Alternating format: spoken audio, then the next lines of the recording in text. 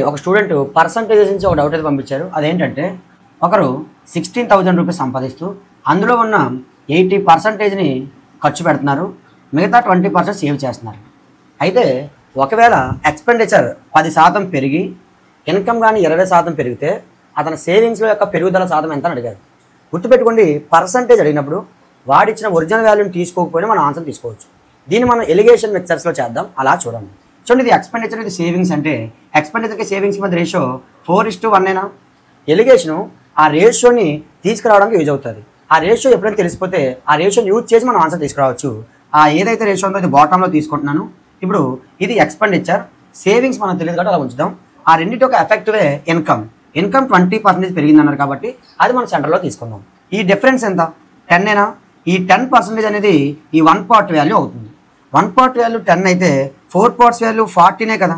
Yes, అంటే మనకి ఇక్కడ వాల్యూ వచ్చింది, కానీ మనకు కావాల్సింది సేవింగ్స్ కావాలి. మన ఎలిగేషన్ రూల్ ఏంటి? ఈ సెంటర్ నెంబర్ కంటే ఇది చిన్నగా ఉంటే ఇది పెద్దగా ఉండాలా వద్దా?